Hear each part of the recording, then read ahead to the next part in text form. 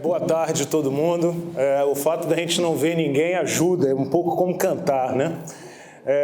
Eu queria começar agradecendo o pessoal do TED pelo convite, o Felipe e o Guilherme em particular, e o pessoal do parque, a Dani, a Beatriz, a Aline e o Davi, por terem dado força para a gente construir o roteiro dessa história.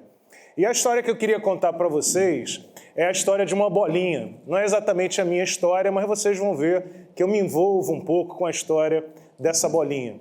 Para a gente falar um pouco da história dessa bolinha, é muito importante a gente se fixar primeiro nesse mapa que vocês estão vendo aí na tela.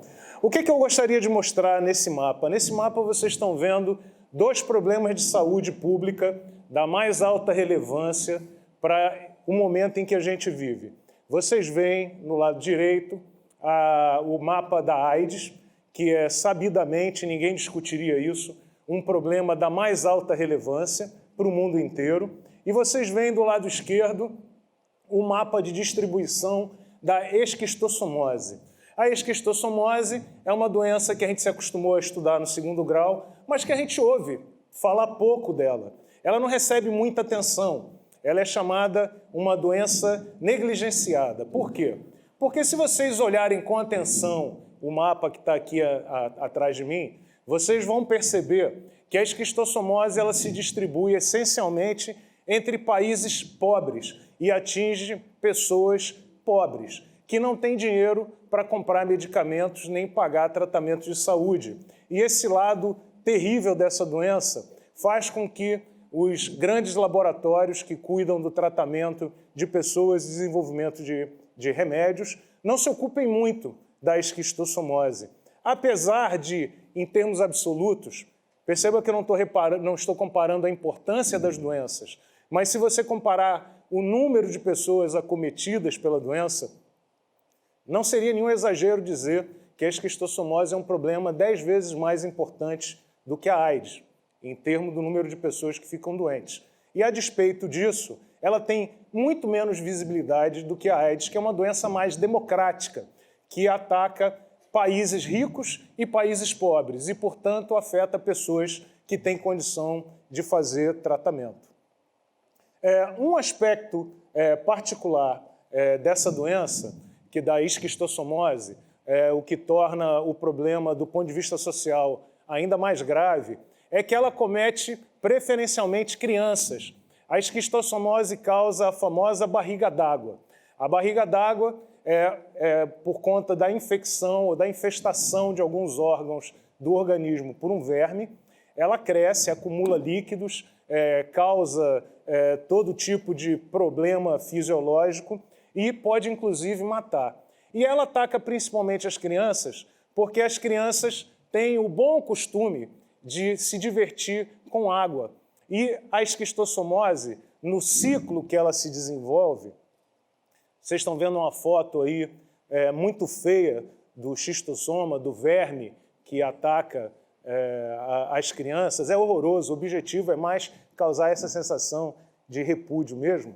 Ele tem uma fase da vida que ele fica dentro do organismo, ele ataca fígado, baço, intestino, se aloja em determinadas porções do organismo e bota uma quantidade absurda de ovos à fêmea. E para o desenvolvimento, o ciclo natural desse verme, os ovos eles precisam encontrar e eclodir dentro de um caramujo. Caramujo esse que, se encontrado num rio infectado com fezes das pessoas, né, ajuda o desenvolvimento da segunda fase dessa doença e até a eclosão e o desenvolvimento da larva, que eventualmente volta para o ser humano por conta da água contaminada. Como as crianças estão nos rios com mais frequência do que os adultos, como elas estão brincando com as águas fétidas, poluídas, com mais frequência do que os adultos, elas são mais frequentemente acometidas pela doença do que os adultos. Isso também ajuda a explicar por que essa doença se desenvolve principalmente nos países pobres. É porque nos países pobres o sistema de limpeza e de saneamento, de forma geral, é um pouco pior do que nos países desenvolvidos. Para você tratar essa doença, como ela é uma doença negligenciada e ela recebe pouca atenção dos grandes laboratórios e pouca atenção dos grandes conglomerados farmacêuticos, são poucos as substâncias químicas que podem ser usadas para tratar essa doença. Vocês estão vendo aí no quadro a fórmula química. Eu sou engenheiro químico, tinha que encontrar um jeito de apresentar uma fórmula química, achei, né? Essa fórmula feia que vocês estão vendo aí é o praziquantel, que é um medicamento, um composto, que é o mais popular e o mais usado no mundo inteiro para tratar a esquistossomose. Qual é o problema do praziquantel? Aqui a gente tem dois problemas graves desse medicamento. Problema número 1, ele é amargo para dedéu. Ele é muito amargo. E eu sei disso porque eu também já tomei esse remédio. E isso causa um problema enorme quando ele vai ser dado para a criança que tende a rejeitar esse medicamento. Ela tende a vomitar, a recusar, ela não quer tomar, depois de tomar uma vez, ela dificilmente quer tomar a segunda. E isso prejudica muito o tratamento da doença, reduz a eficiência, reduz a eficácia do tratamento da esquistossomose. Você vê que vão somando uma série de pequenos fatores, né, que tornam esse cenário tão dramático para os países pobres como o Brasil, que são acometidos por essa doença. Eu esqueci de dizer, estima-se que no Brasil, a despeito da baixa visibilidade da esquistossomose, existem entre 5 e 8 milhões de pessoas doentes de esquistossomose. Você vê que é um problema de enorme magnitude. E esse medicamento, esse composto químico, tem um outro problema. Como a criança ou a pessoa precisa tomar grandes quantidades desse medicamento para poder acabar com o verme que está instalado dentro do organismo, os comprimidos são muito grandes.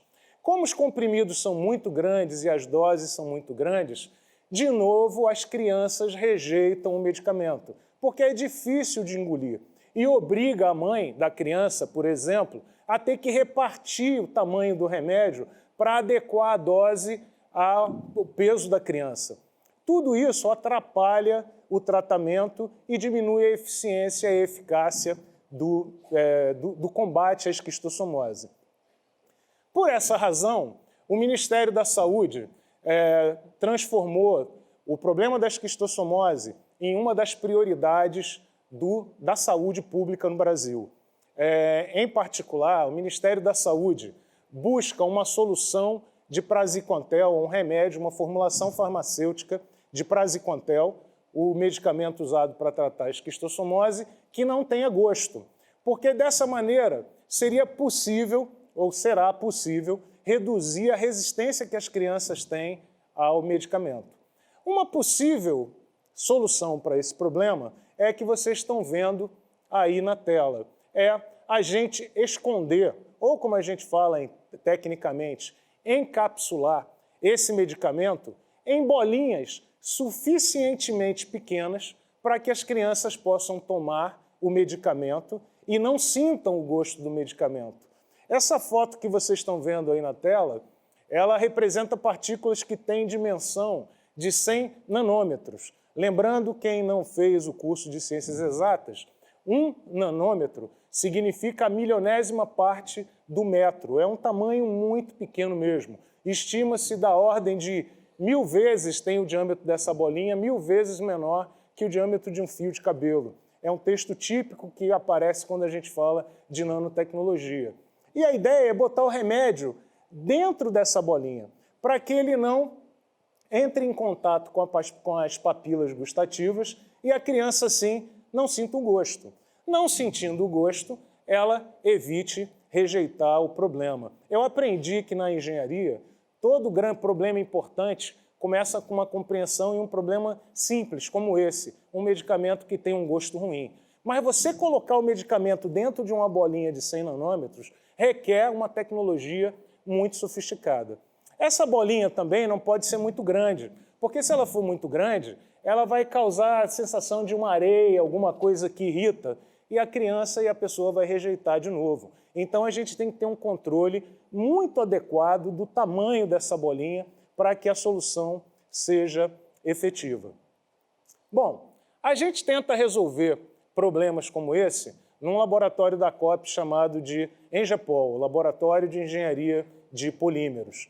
O que vocês estão vendo aí nessa foto é uma instalação que permite o que a gente chama de escalonamento dos processos, que é transformar uma coisa que a gente faz em pequeníssimas quantidades dentro do laboratório em quantidades que sejam suficientemente grandes para que tenham importância social. E a gente desenvolveu uma solução tecnológica para produzir essa bolinha e produzir o remédio para combater a esquistossomose sem gosto. E aí eu queria pegar esse mote e convergir para, de fato, qual é a mensagem, o tema principal que eu gostaria de discutir com vocês. Vocês nunca pensaram que ia falar 10 minutos sobre o que não é o tema central. O tema central aqui é que a universidade ela está preparada e ela deve, de fato, empreender e ouvir a sociedade e ouvir os problemas que a sociedade tem. É muito comum a gente ver ainda dentro da universidade, e eu vou aqui falar num tema bastante polêmico, mas normalmente eu brinco com meus filhos, já vou fazer 53 anos, eu tenho que falar o que penso, senão eu não vou ter oportunidade de falar o que penso nunca. E a gente na universidade, às vezes, tem o discurso da liberdade acadêmica do docente ou do pesquisador, que de fato a gente tem que pensar o que a gente quiser, de fato a gente tem que dizer o que a gente quiser, mas a gente tem que estar com ouvidos abertos às necessidades da sociedade, em particular da sociedade brasileira, tão cheia de problemas como a que nós temos. A universidade ela tem a obrigação de procurar derramar o conhecimento que ela desenvolve para a sociedade que nos cerca. Não adianta que nós, pesquisadores, fiquemos presos ou numa torre de marfim, estudando temas que nós consideramos os mais relevantes, se esse conhecimento, de alguma forma, não chega à sociedade e não beneficia a sociedade de alguma maneira. Em particular, é importante que se diga, eu sou professor universitário há 30 anos e eu sou pago por vocês que estão me assistindo nesse momento. Então, a gente tem a obrigação de dar retorno a quem nos paga, que é a sociedade que nos abriga. E o que não falta são problemas no Brasil para a gente se ocupar deles e tentar resolver. Eu não estou dizendo que a universidade não participa desse processo, muito pelo contrário.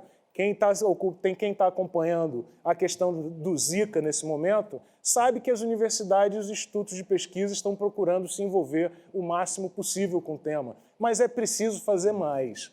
E a gente tem um outro problema muito grave no Brasil, que atrapalha essa questão empreendedora, que se chama burocracia, ou burocracia, quando a gente quer falar mal dela. O país ele se acostumou a exigir uma quantidade absurdamente grande de controles de todos os tipos para que a gente tenha condições de empreender. E, às vezes, torna quase impossível você empreender no país. Eu vou dar um exemplo para vocês que tem a ver com a história dessa bolinha. E que fique bem claro, eu não estou aqui me queixando, eu estou contando uma história. Nesse projeto, por exemplo, nós estamos há 1 ano em que a Universidade Federal do Rio de Janeiro resolveu que concorda desenvolver a solução médica. O Ministério da Saúde concorda em desenvolver a solução médica. O BNDES concorda em desenvolver, em apoiar economicamente o desenvolvimento dessa solução médica. A Fiocruz concorda em ser parceira desse processo. E nós estamos há 1 ano sem conseguir assinar um contrato de parceria por conta da burocracia, da certidão disso, da certidão daquilo, do controle de tal coisa que tem que ser feito. E no país a gente esquece que importante é fazer. Se a gente emperra o processo de empreendedor, nós não conseguimos fazer e nós não conseguimos avançar. Eu gosto de imaginar que nessa plateia tem uma quantidade muito grande de pessoas de idade baixa, muitos abaixo de 20 anos, boa parte entre 20 e 30 anos, e vocês têm a obrigação de mudar esse quadro no Brasil, contem certamente com o meu apoio. Existem vários lugares na universidade onde a gente ensina essa obrigação de empreender e onde a gente aprende essa obrigação de empreender. Eu tenho alguns exemplos aqui. Um número que me impressionou desde que eu cheguei no Parque Tecnológico foi que existem 700 movimentos empreendedores catalogados pela UFRJ, independentes. Isso é um número absurdamente grande. Boa parte de vocês que estão aqui, que está aqui e que está envolvido no movimento empreendedor sabe disso. Mas esse número e essas iniciativas não têm a visibilidade que ela merece. Nós precisamos aprofundar essa questão empreendedora na universidade. A gente vê aqui as empresas júniores, que têm um papel muito importante na formação dessas pessoas, a incubadora de empresas, onde sua boa ideia precisa ser apoiada pela universidade para que se transforme numa boa empresa que vai ajudar a sociedade a resolver seus problemas. Empresa boa essa que pode ser recebida, e muito bem recebida, no Parque Tecnológico da UFRJ. Nós, então, temos caminhos. Isso não quer dizer que nós estamos muito bem, não. O que eu estou dizendo é que existem caminhos e que a gente tem que aprofundar, levar e dar visibilidade a todos esses movimentos dentro da UFRJ. Eu gosto muito desse quadro, porque aqui, de novo, a gente vê dois gráficos. No seu lado esquerdo, você vê a produção científica brasileira. Hoje o Brasil ocupa, a depender do ranking, uma posição entre o 14º e o 11º lugar, entre o maior produtor de pesquisa e de conhecimento no mundo. O que é uma coisa bacana. Ainda não é comparável ao tamanho da nossa economia, mas não é um número do qual a gente se envergonhe.